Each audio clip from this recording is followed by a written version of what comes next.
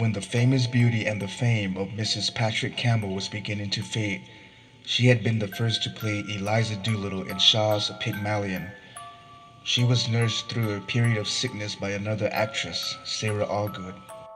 Mrs. Campbell was grateful for the loving care she had received from her colleague, and as a token of thanks, gave Miss Allgood a watercolor painting of a heron.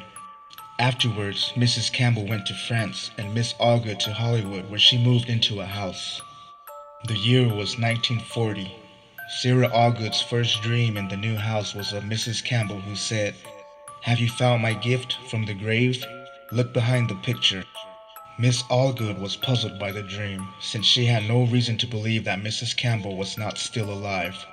But she looked behind the painting of the heron and there found a caricature of Mrs. Campbell by Sir Max Beerbohm, worth about $2,000 at the time.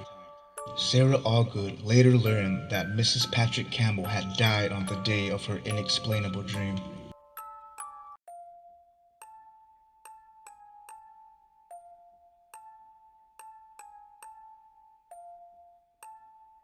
Air raids were such a regular feature of life in London during World War II that many Londoners became, if not quite indifferent to the danger they posed, at least rather casual about them. Prime Minister Winston Churchill, a naturally courageous man who had often come under enemy fire during his years of active service, was as pugnacious as anyone else in the capital city, and perhaps even less disposed than most to let himself be disturbed by Hitler's bombs. In any case, he was supposed to be the embodiment of Britain's unyielding resistance to the enemy, and he took the role seriously.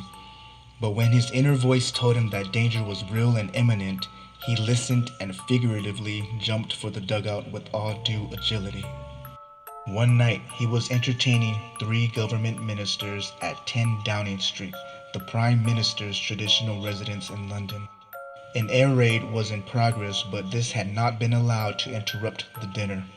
Suddenly, Churchill left the table and went into the kitchen where the cook and a maid were at work. On one side of the kitchen was a large plate glass window.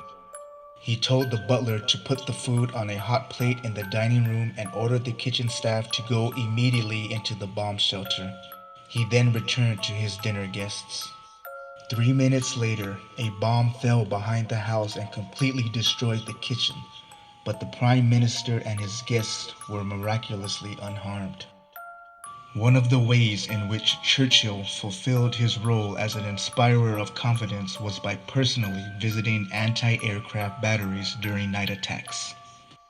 On one occasion, having watched the gunners in action for a while, he walked back to his car, perhaps intending to visit 2 or 3 more gun crews before daybreak.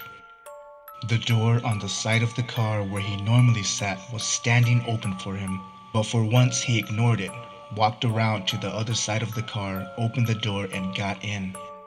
A few minutes later, as the car was making its way through the blacked-out streets, a bomb exploded nearby, lifting the car and causing it to careen perilously on 2 wheels within an ace of overturning.